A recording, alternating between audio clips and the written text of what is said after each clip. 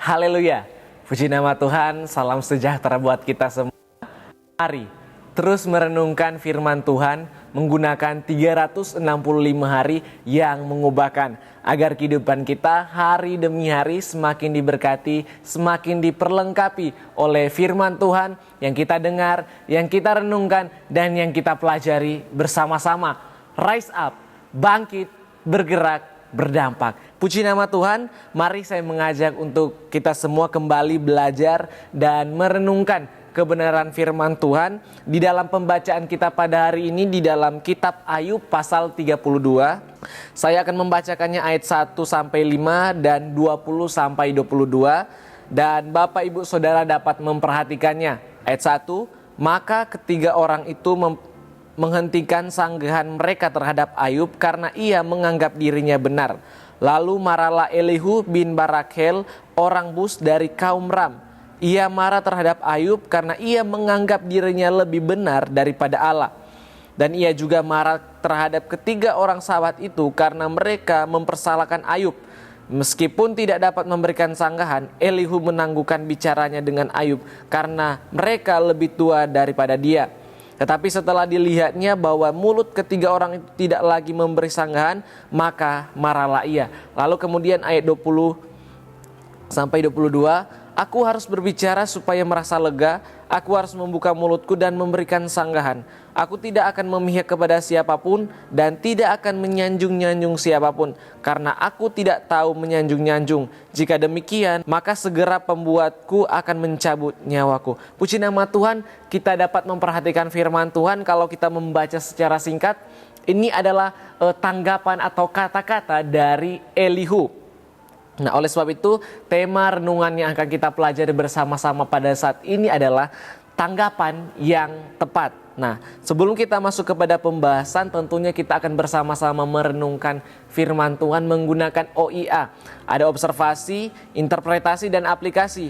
Di dalam observasi, penulis kitab Ayub ini tidak diketahui secara pasti. Ada yang mengatakan yang menulis kitab Ayub ini adalah Musa karena kitab Ayub adalah termasuk kitab yang tertua. Kemudian ada juga yang mengatakan bahwa Ayub sendiri yang menulis kitab ini. Lalu di dalam ayat 32 ini kita dapat melihat ada percakapan antara Ayub dan sahabat-sahabatnya. Kemudian muncul tokoh baru bernama Elihu bin Barakhel. Ia seorang yang masih muda. Elihu tidak tahan lagi atas apa yang sedang terjadi antara mereka. Kemudian Elihu menjadi marah karena Ayub merasa yang pertama dirinya lebih benar di hadapan Allah. Bukan hanya Elihu marah kepada Ayub, tetapi juga Elihu marah kepada sahabat-sahabatnya, di mana Elihu marah kepada sahabat-sahabat Ayub yang tidak bisa menunjukkan bukti apa-apa atas kesalahan apa yang telah Ayub perbuat. Nah, ketika itu ada di dalam peristiwa ini, di dalam Ayub 32 ini ada respon-respon yang terjadi. Pertama, respon Elihu, yaitu Elihu marah karena Ayub menganggap dirinya lebih benar di hadapan Allah. Kemudian Elihu marah karena sahabat-sahabat Ayub menuduh Ayub tanpa bukti.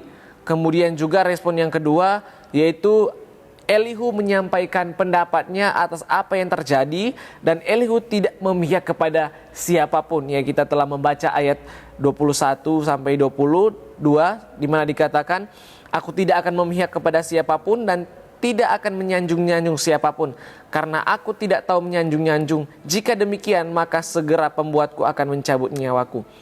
Elihu tidak memihak siapa-siapa karena ia tahu kalau ia memihak yang salah, maka ia akan menerima konsekuensinya.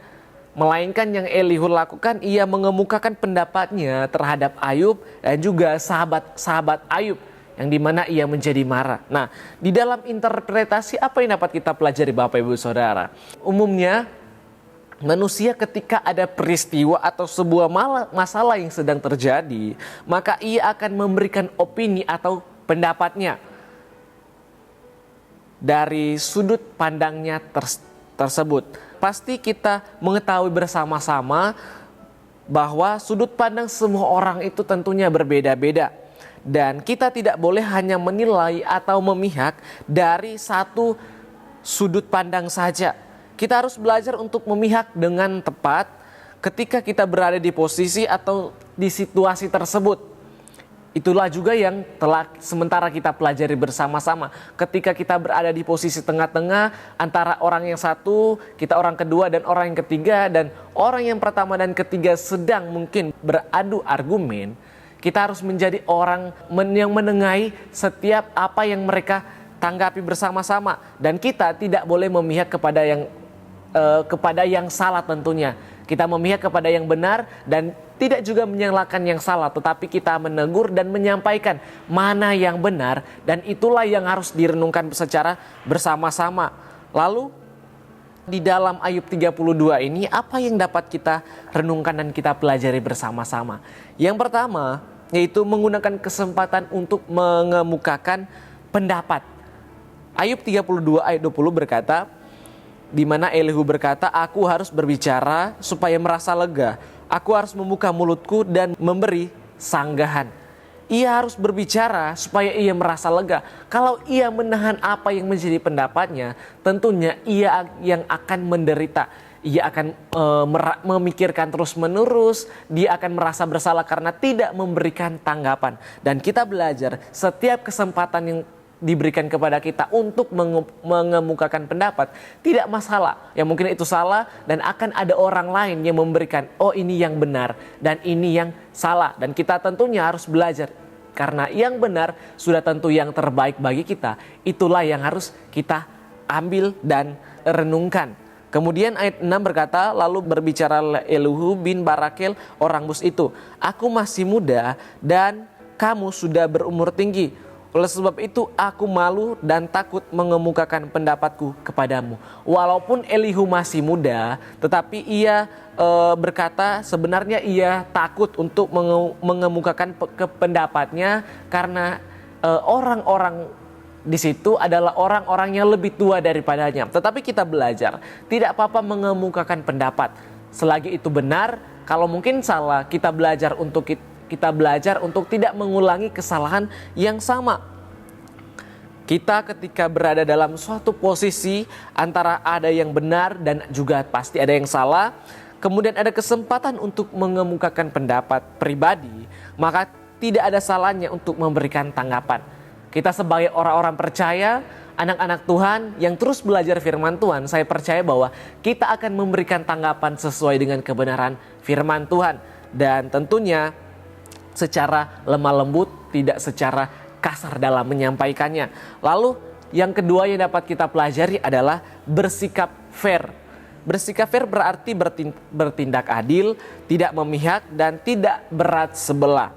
Dan ini mencakup memperlakukan semua pihak dengan sama, tanpa diskriminasi, dan memastikan bahwa semua orang mendapat kesempatan yang sama. Ya, adil, menunjukkan sikap dan tindakan yang tidak memihak, tidak berat sebelah, dan sesuai dengan standar keadilan. Seperti Elihu marah kepada Ayub karena Ayub menganggap dirinya benar lebih daripada Allah. Ya, tentunya semua manusia hanyalah Tuhan yang paling benar. Dan tidak ada manusia yang membenarkan diri lebih dari firman Tuhan atau lebih dari Allah. Kemudian juga Elihu marah karena sahabat-sahabat Ayub. Di sana ada beberapa orang dan Elihu marah kepada mereka semua. Dan itu tidak membela siapapun. Berarti dia bersikap fair. Ya. Yang dapat kita pelajari dari Elihu ada juga Bapak Ibu Saudara. Ternyata yang pertama yang dapat kita pelajari adalah berani. Walaupun ia masih muda, tetapi ia dapat mengemukakan pendapatnya. Dan kalau ia tidak berani menyampaikan tanggapannya, maka ia juga akan menderita memikirkannya sendiri.